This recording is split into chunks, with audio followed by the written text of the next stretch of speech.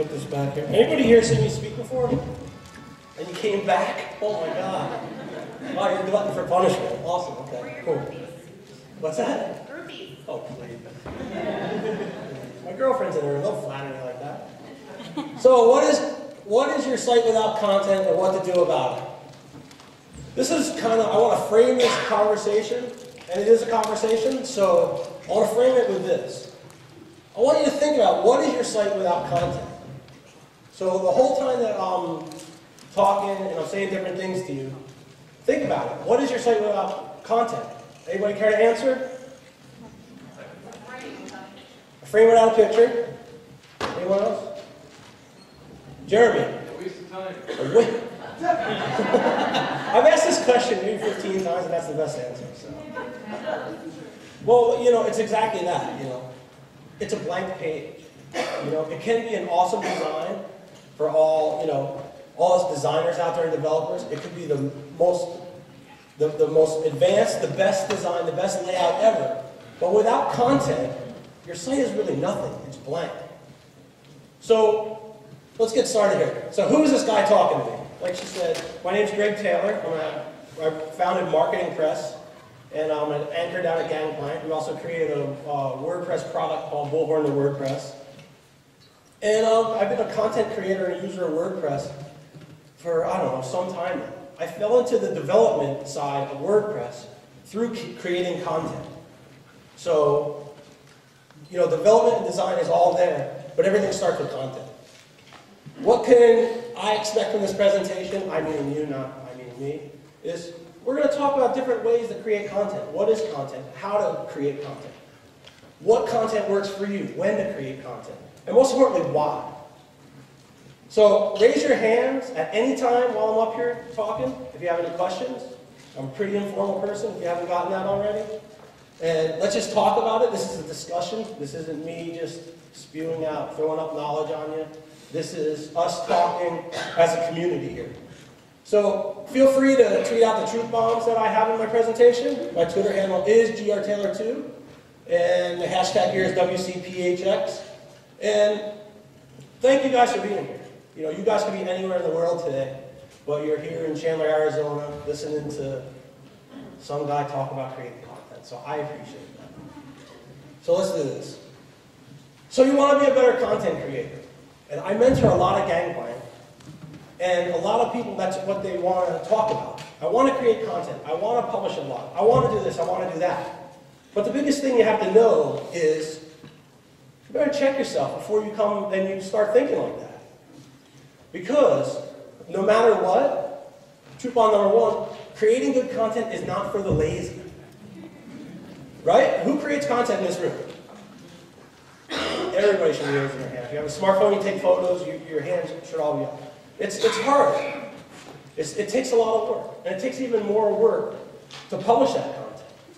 So there are lots of different types of content for sites. So anybody want to just start shouting them out? Photos. Images, photos, video, statistics. Never heard that one, but absolutely. What's that? Checklists. Audio.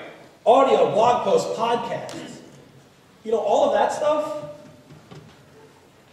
it's hard work. And you guys sitting in this room can attest to that because you guys have all done it. And you guys do it on a continuous basis. I mean, being a WordPress user, I mean, content is the name of the game.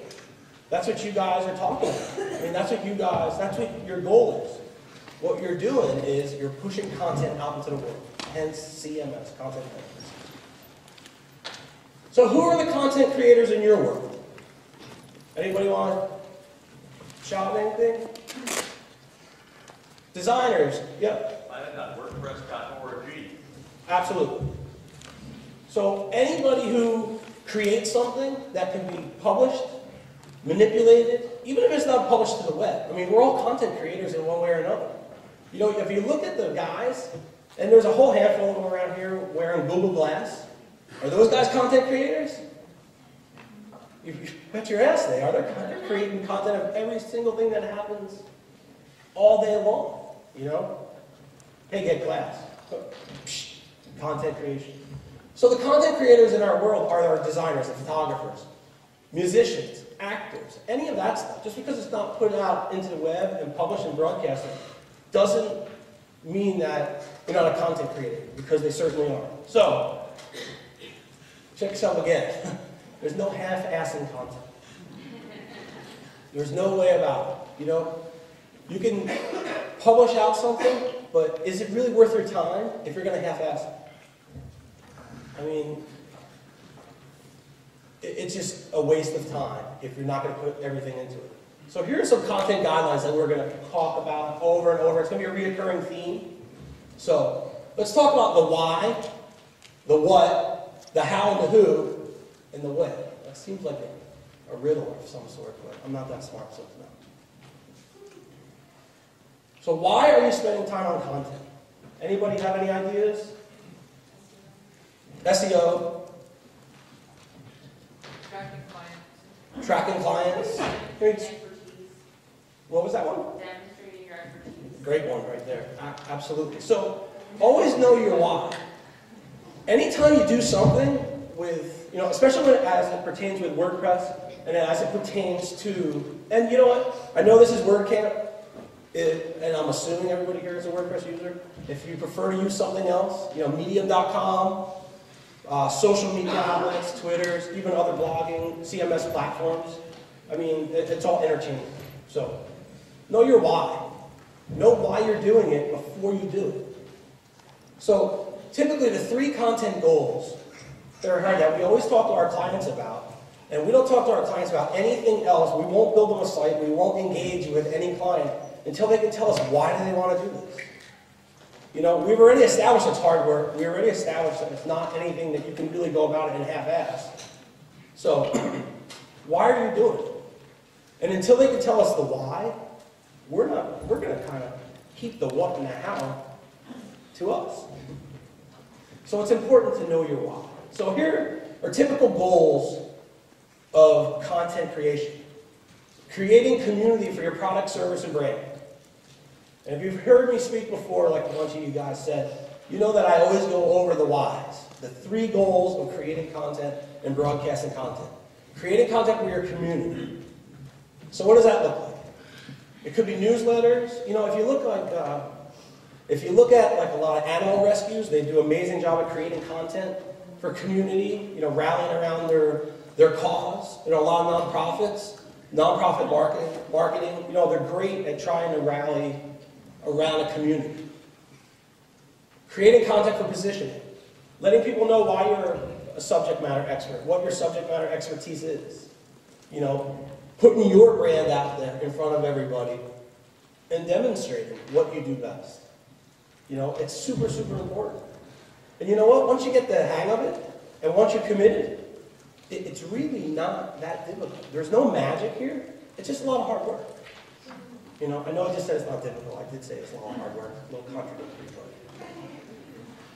but... Did I confuse you? You guys are smart. You're not getting confused. Creating content for conversion is the 3rd one. And conversion or commerce can be swapped interchangeably. And the definition in this context that I use for conversion is having a site visitor or having somebody that consumes your content act in a manner that you want them to act. So, when I was a kid, my parents probably would have called that manipulation. It probably looks very, very similar. But it's the same thing. As marketers and as content creators, we want people to do certain things. Now, what are some conversion points that you may want somebody to do? Fill out a form. Buy something, fill out a form, sign up for an email, anything like that. They're all conversion points. Click through to a white paper, follow you on social media, that could be one. It all depends about your why. Why are we doing it? Once we know why, we can establish what the goal is. Now, anybody see a goal that I left off of these 3? Somebody has to know it. It's obvious. SEO. No, that's creating content. That's more of creating content for subject matter expertise and for indexing. So, making money. Making money. And I'm glad nobody said that that should be a goal. Because making money and monetizing your product, service, or brand is not a goal. It's a byproduct of meeting your goal. So that's one of the biggest things that I always try to tell clients, like, yes, we're going to get to a point where we're going to monetize this thing together. But we first have to have a goal. Why are we doing this? Why are we in this together? So now, you guys out there, are you clear about your why? You have anybody confused that we can talk it through? No? I'm cheaper than a shrink? No? Okay, cool. So, what are you passionate about? You know, and that could be a lot of, you know, that's kind of a loaded question. What are you passionate about? What topics are you passionate about? Especially when you're, you know, trying to create a community around your product, service, or brand, there has to be passion there, or nobody's going to pay attention. You know, you have to have passion to get people to click, you know, to buy a product or to go to your store or follow you on social media. You know, there has to be some of that stuff there. So, and then the other thing is like, what different mediums are you passionate about? Are you passionate about blogging? If you could say yes to me, then blog. You know, if you're passionate about making videos and vlogging, do it. You know, if you're passionate about photography and you want that to be part of your marketing plan and part of your WordPress site, awesome. But just be passionate about whatever you do. Because again, going back to a slide a long time ago, you can't half-ass this thing.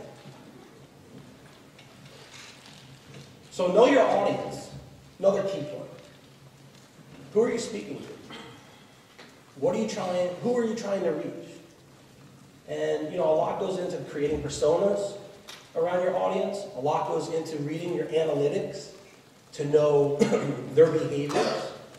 You know, who is your ideal client? Who is your ideal reader? You know, those are the people that you are trying to speak out and to reach to.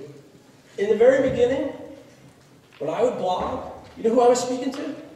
I was trying to impress other bloggers. Anybody else fall into that? Okay, I'm the only one. I'm the only one that'll admit it. But that's the truth. You know what I mean? It's just like, don't worry about that stuff. Worry about the people that you have in hand. And 15 people who come to your site continuously are better than 150 that may come from time to time. You know, who are you trying to reach? What are you trying to say? You know, what message are you putting forth? So, truth bomb number 2. If you DGAF, and everybody knows what DGAF means, right? Don't give a fuck. It'll show. And guess what? Your audience won't give a fuck. That's just the truth. Because they know, you know what? Marketers, and being one by degree and by profession, we're not that smart. We can't fool you. You can't fool somebody who has an authentic interest in going somewhere. So if you're half-assing it and you don't care about what you're putting forth, and you're just publishing to publish, and you're publishing in quantity, and you're just publishing to publish and publishing, it shows. You're not putting any time, any effort. You know, I would rather see somebody publish and blog once every 2 weeks with passion and with purpose than every day or every other day. You know, there's been a trend in the blogging community that people have been trying to blog every day. You know, and there's a number of them. And the guys like, you know, like a friend of mine, Chris Lemma, who is speaking next in the big auditorium over there, you know, he blogs every day. But and I don't know how he does it, and I hate him for being this good. His stuff is great every day. You know, that's tough to do. So if you want to ever see how hard that is, try doing it. So I would rather see somebody blog, you know, from time to time, every day, without it being good. So next point, stay in touch with your analytics. Know what's working for your site. Know what's working for your audience. Know what's working for your business. Know what's growing the traffic that you want. Know what's growing the conversions that you want. Set goals in analytics. And then do more of it. You know, that's common sense. You know, there is no magic here. It's common sense. If people are coming to see your GoPro instructional videos, make more of it. You know, you can, start to cross over, maybe from a GoPro to flying a quadcopter with a GoPro on it and do different things like that. But do more of what works for you, whatever that is. But you're never going to know what works for you if you're not in touch with your analytics. And analytics, I swear by Google Webmaster Tools, Google Analytics. And everybody will say, why Google Analytics? Where are you trying to be found? Now you tell me why. Right? So, let's talk about some of the hows. How to create content. Pick the media you're most comfortable with. Again, if you're comfortable with the written word, right. If you're comfortable with making, art or paintings or photography, if that reaches out and that really connects with your audience, do that. If you're comfortable with vlogging, and vlogging's kind of a weird thing. I've been trying to document my day. You might have seen me over here talking on my phone before. So I've been trying to document my whole day. It's really weird to do a video diary for the day. But there are guys out there Clintus of Clintus TV. And that guy vlogs every day. He has Chris, what's his streak at? Over a year and a half, something like that. Something that I would have given up on a long time.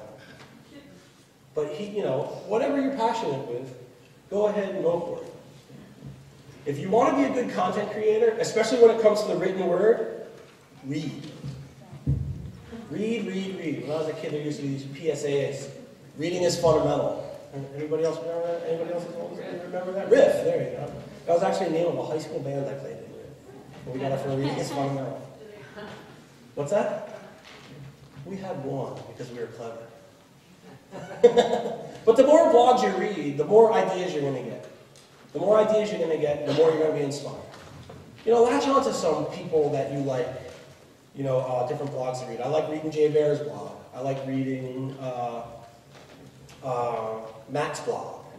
There are another couple of other blogs that, I read all the time. Just latch on to what you like and just, it's going to stimulate ideas, especially stuff that's topical within your industry, within your business, anything that's going to, within your clients. It's always awesome to have a great client and to read a blog and then to send them a link to it and say, hey, I thought you might find this interesting, right? Start shaking your head, right? Does that work or what? It does, and they love you for it. They love you for it because you're taking interest in their business.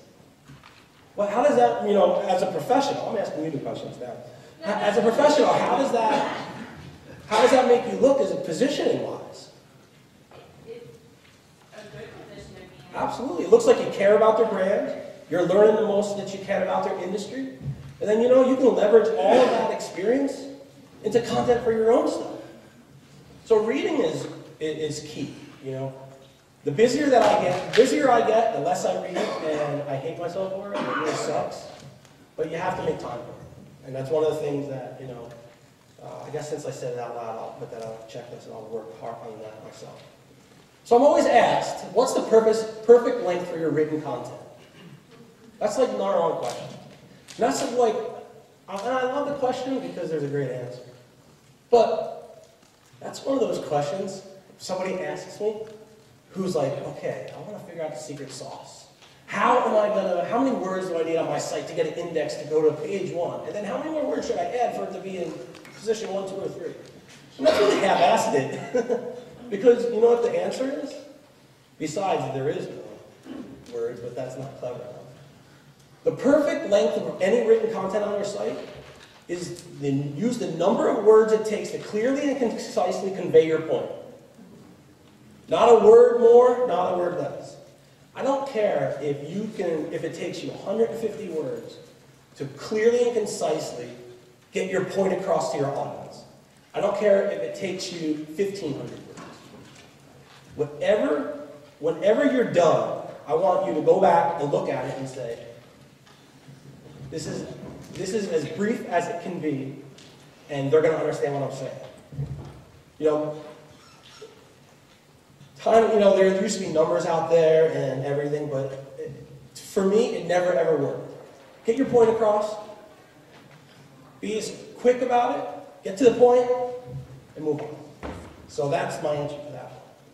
So don't fall into the common traps or different content creators and bloggers fall into. So there's a lot of different traps that everybody falls into when they're getting ready and they're sitting at their keyboard. And I think that, well, I think I'll be the only one to admit that I do it. So. Blogger trap number 1, I'm not good enough. You know, if any of you feel this way about your writing, or you don't have the same kind of subject matter expertise or this or that, I highly suggest that when I'm done talking, you go into the middle theater and you see Chris Lemon's talk on the imposter syndrome. I've seen it before, and you know what? We all go through that. We all go through the, I'm not good enough. I don't write well enough to have a blog. You know, my grammar is messed up. I can't spell. You know, there's tools to help you with that stuff. You know, get your point across. You know, don't let that stop you. Trap 2. Well, who would want to read my posts anyway? Who cares? There's an audience out there. If you have a blog and you take the time and the effort to publish content that matters, again, not half-assing it, people are going to find you and they're going to connect with you. They're going to connect with your style, your topic, your voice, the things that you're passionate about. So those are some important things. People will want to read it. So don't fall into this trap. I really hate this one. Trap 3, I'm too busy. Everybody says, you know, clients that I meet and clients that I mentor over at Gangplank, they say, well, I'd love to blog more. I'd love to blog as much as you do, but I'm just too busy. All right, well, what do you want me to do about that? You know? So everybody's busy. We are all busy. And again, I know that all of you guys are busy, so I do appreciate you guys all being here on a Saturday. But if you're too busy to schedule creating content, it's not a high enough priority for you, for your business. There's a way to change that, and only you have the answer to that one. The SEO trap. Anybody define the SEO trap? It's not something I made up. Yeah, it's basically trying to just stuff your content with keywords rather than trying to have an intelligent conversation or, you know, writing an intelligent article about it. Absolutely. So the SEO trap is writing content only in hopes that it ranks, only in hopes that it'll get picked up and indexed and skyrocket to page 1, because page 1 is the coveted page. And the top 3 positions get 80% of all the clicks. And, well, you know, Hook, if your content sucks, it's not going to stay there long. Right? Right? I mean, the deal is that write your content with a purpose, write your content with a strategy. Write your content, most of all, for the people who read it, for your audience, for your clients, for your community members, for the people that you're trying to have engage and buy and support your business. Write for them. And there's a great way that I've found out. So, the truth bomb, number 3. Don't fall for the SEO trap. So, everybody asks a lot of times, where do you find content? How do you find topics to write about?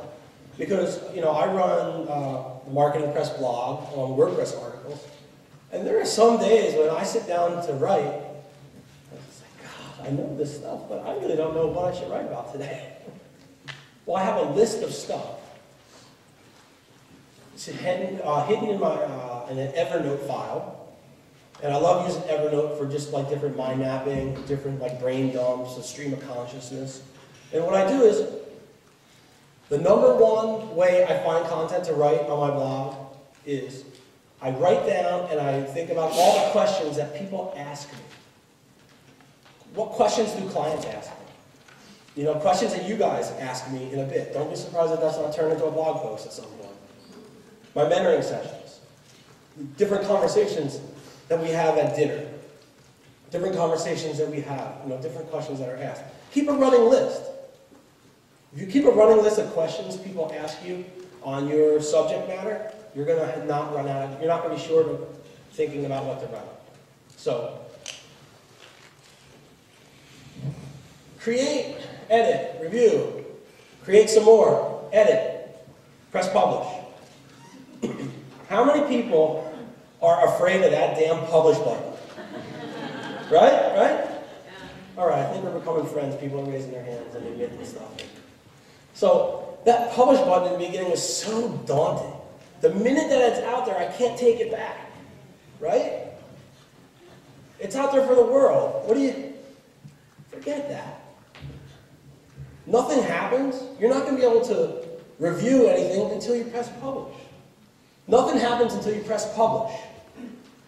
And I don't care what that is. You know, nothing happens until, you know, you post a photo on Flickr. Nobody is ever going to give you critique or feedback on it until you post it there. Oh, people still use Flickr? Instagram? I don't know. It's a little more subjective. YouTube, yeah.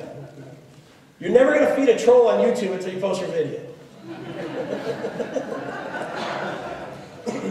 You're never going to get comments on your blog. You're never going to get comments on your site. You're never going to have, you know, you're never going to have new clients come to you because of the product services that you offer until you press publish. That's the biggest thing. And out of all the WordPress functions that I know about, pressing publish is probably the easiest, but the scariest. Stay detached from the results, post to post. This is a tough one. And this is one of those ones that I had to learn kind of the hard way. You know, of course I know the results post to post because I'm in touch with my analytics, right? We already went over that. But I would write these long technical WordPress blog posts, and they would get like no traffic. And I would be discouraged. And then I'd write another one that was even better than the first, and it would get less traffic. And then my girlfriend Christina and I show up on some stupid reality show, Kitchen Nightmares, for 30 seconds. I write a post on Medium.com, it gets 125,000 views in 20 hours. You can't figure this stuff out. But if you do it long enough, you can see some trends to know what you're talking about and, and what you should be writing about. So just stay detached post to post. You know, because something doesn't draw the way that you think it's going to, keep going. You know, don't let that stop. So here are some wins of blogging and content creation. The biggest one that, you know, we kind of touched on about how to do it and how much time it takes is you got to give the content the respect it deserves and then create it. Well, what does that mean? Anybody here work for a company, have a sales meeting or a management meeting scheduled every week at a certain time? People do? Do that with your content. Give it the respect that it deserves. Put it on your calendar and say, Tuesday morning from 9 a.m. to 11 a.m., I'm creating content for my clients, for my company, for my personal blog. If you don't put it down, and if you don't put it on the calendar, you're not going to do it. Get an editorial calendar. I love editorial calendars. I have a running one for each month, what I want to write for my company, what I want to write for my clients, and all of that stuff. But until you schedule time and give this the time that it commands and the respect that it deserves, you're not going to do it consistently. The guys who blog every day, there's no secret in why their posts go out at very, very similar times all the time. You know, they write it, they review it, they publish it. It's routine. If you make it part of your routine, you're going to get it done. When it comes to blogging, if you know your audience, you'll know when to post. That's a huge thing with your analytics. If you stay in touch with your analytics, and you know, it used to be, you know, Tuesdays and Thursdays, or Tuesday, Wednesday, Thursday were great times to press publish and to push out new content. Because people, you know, psychological reasons, they're recovering from their weekend, they're not looking forward to their weekend, they're trying to slack off from work, and they're looking at other things on the internet. Well, you know, I've never found one specific time for one specific industry, and it varies from time to time. But if you're in touch with your analytics, you can see what days your site gets more traffic and what content gets different traffic. And it'll make sense to you when to schedule out the posts that you made time to write. So, hope you guys have a lot of questions because we still have a little bit of time. So if you learn anything today, become a content creator. Know your why, know your niche. Nothing matters unless you create. And don't complain, just do it. So, I have no more slides, so I hope you guys got questions. Yep. What have you found is the best way to build your audience? The best way I found to build my audience, by consistency.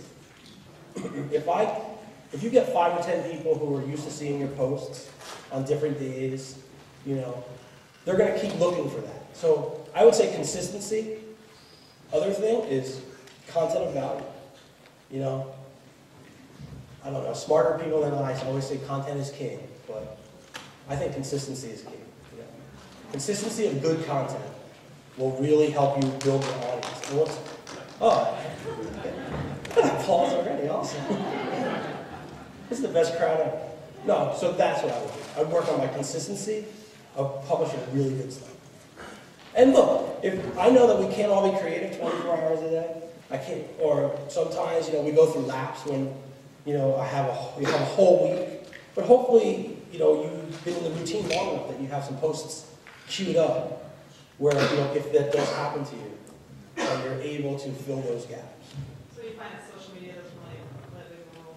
Well, social media is a broadcast tool. So that's a whole nother talk show. That's a whole other thing about, you know, and you can pay attention to your analytics, your social media, and say, when are people sharing my posts? When are people coming to my blog? You know, where's my traffic going from here to here? You know, pay attention to that stuff. And, you know, another broadcast tool I like that I didn't put in the presentation is if this, then that. Anybody use that? Oh, yeah.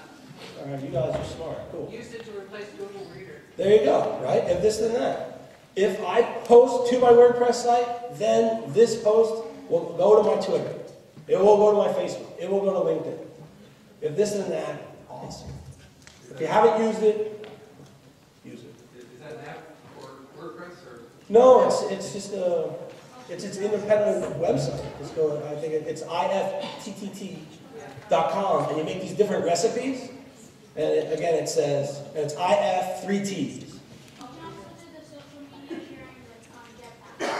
Social media sharing with Jetpack, says my buddy over here. Yep. How do you talk to your clients with access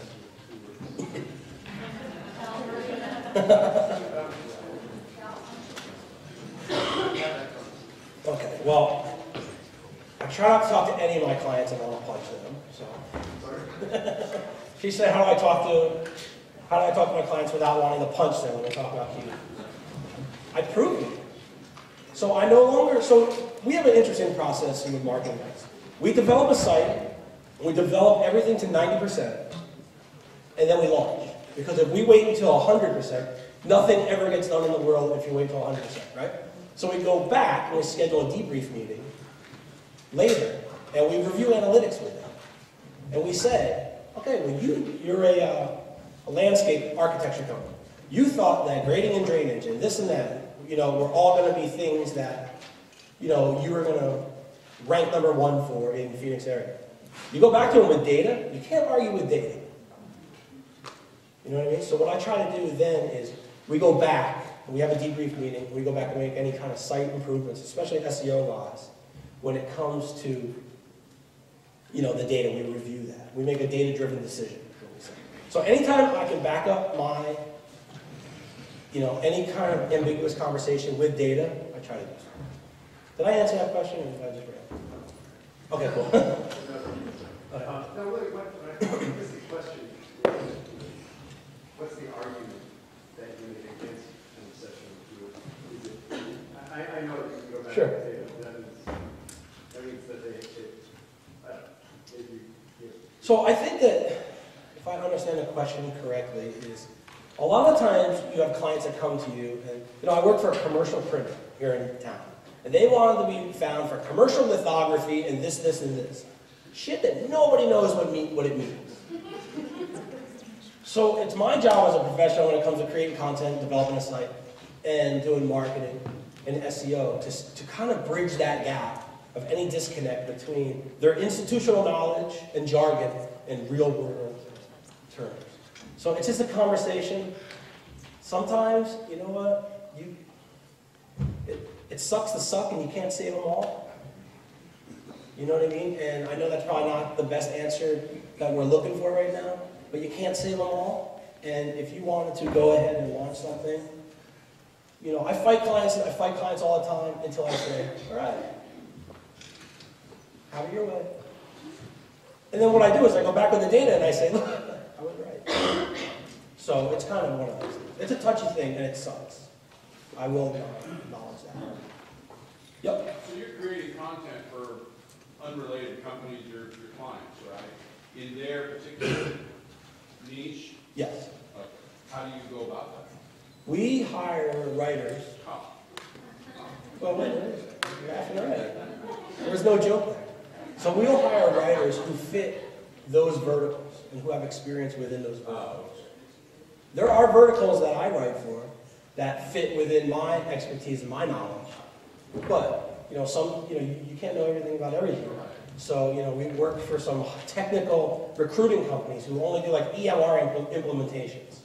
Well, I hired somebody with knowledge in that type of technology to come in and give me their expertise.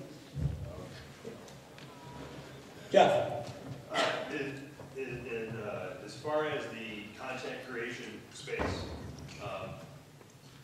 what would you consider your personal best, worst mistake when it comes to the misconception of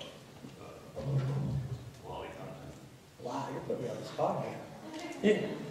No, I know Jeff, and he could have really asked me that like over a drink or something. He asked me in front of like 100 people. All right, I'll get you. I think that the mistake that we all fall into is trying to do too much with content, trying to accomplish too many goals, trying to satisfy too many audiences rather than one laser-focused thing. And then the other thing in the very, very beginning is trying to sound like and trying to, you know, be like other people. You know, Chris Brogan or Seth Godin, you know, they get a lot of traffic because they write about this stuff. Well, if I write about that stuff, I'll get a lot of traffic too. No. I'm Greg Taylor. It just doesn't work like that. So those are some of the mistakes that I made. And then also not publishing often enough. You know, and it's funny, it's like, you know, when I put a personal spin on something, rather than a technical spin on something, I get way better traffic, I get way better results, and it meets my goals more easily. And I don't know if that's because of me, the way that I write it, my personality, or whatever, brand positioning. It could be a lot of that stuff. So I think that, you know, don't try to accomplish too much with one thing. So, there'll be other days to press publish. Yeah? Yes, for a lot of the companies you work with or just someone starting out, what's your opinion about disabling comments? I either see posts with no comments or no response to a comment or worst case scenario, a bad comment. Okay, so it goes back to your goal. Are you trying to create a community around your product, service, and brand? If the answer is yes, comments should always be on. Because you're trying to stimulate a conversation, first of all. Why, and let me just ask you, why would you want comments off? I mean, if no one's going to monitor them, or you don't think people are going to post it, like if it's just information you're giving out. So I keep comments off on any WordPress page, because I don't want a page to be conversation. So I'll say that first of all. Any kind of post, I leave comments on. And if it's a brand that I work with, we have somebody monitor that stuff. We have somebody ping when somebody posts it. You know, I patrol my own site stuff. The different people who work for me patrol our site stuff. And I encourage them to answer. Because, you know, I encourage, you know, not encourage, but I don't mind dissonance. And I don't mind if somebody posts something that says, you know, I think you're dead wrong on this. Because what have we done? We've created a conversation, right? So we created a conversation. I will allow almost any post go to my blog, and if any of you guys want to test me on this, feel free to, marketinginterest.com. That doesn't slander me, my family, my employees personally, you know, or attack, you know, any kind of race, color, creed, anything like that, you know, we'll let go and we'll start a conversation. And sometimes it ends with, let's just agree to disagree. But I'm a big fan of comments. And it goes back to why am I posting? You know, if I'm posting for engagement, comments are huge. I'd like to add on to that, but I think it's really important that businesses respond to all comments too, because Yep. sometimes they feel like they should just, if they feel anything wrong, but if they feel like they should respond to, you know, disagreements that people may have with their business, they want to say, you know, come back in again and we'll give you a coupon off, or we're sorry, whatever that is, which is very good and valid. But I think to respond to all comments, I just worked with a client, and the only comment that was put up there was snarky. Yeah. I mean, that's all they had to start, something like that, snarky or sleazy, that's what it was.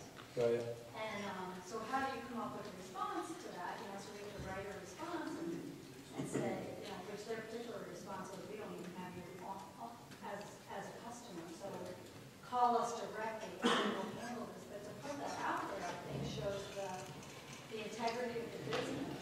Absolutely. But also to respond to positive ones and, you know, say thank you. Yep. I think every comment should be responded to as a business. I absolutely agree. I think that the sooner you do it, the sooner you show somebody that they care, that A, they posted a comment, and B, they took the time to read what you wrote. And what you're doing is you're building a loyal audience at that point. You know, you may disagree with me on this one thing that I wrote, but I guarantee they'll be back to disagree with me again, or maybe find out that they agree with me. Or they may not, but other people will see that they. Yeah, I mean, it's the same way, you know, it's the same thing like with social media and different things like that, where, you know, if you tweet out a company and they never get back to you, what's that say about that company? You know, it's very, very similar to that. So we take it seriously. We try to address them all. And again, if it's anything that's just hurtful, rude, or, you know, just malicious, you know, we won't even let that get through. But we try to respond to every single one. And I think that's a good best practice. Jeremy? Well, there's already been a number of examples of a company CEO or manager who did respond publicly in social media to some just ridiculous comment on just about any kind of topic you can imagine. Like one guy was a water bottle company, and somebody was complaining that there was nobody there on Christmas Day to take his order, so the CEO just lambasted the guy. And next thing you know, within 2 weeks, that place had like 50 grand worth of bottle orders from everybody applauding the fact that the guy interacted with the post instead of letting it go. So Yeah, there's social media is just a big deal now. Yep. That might have been the place that I dined when we got on that reality show. Yeah. I think I may be suffering from topic burnout. I'm a realtor. It is 3 something, and you've been And I said, oh, you gotta have a blog, you gotta go with blogging. And I can come up with topics for the first year or two pretty easily, and I have a list, like you said. But now here I am on year 6 or 7. How many articles on home inspection, you know, or, you know, the home buying process can I actually write? How do you combat that so you keep writing fresh stuff? Well, as you mature in your business, and as you mature in client relations, and as things change, I think that it's okay to recycle topics. Because your opinion, or how you look at things and how you handle things, may have changed over the years. So just because you wrote about, you know, something about escrow 4 years ago, I'm sure that you learned something or something has changed where you can continue to write about that. So don't be afraid to recycle topics. And the marketplace changes too. And as the market changes, things change. All right, thank you guys all for being here.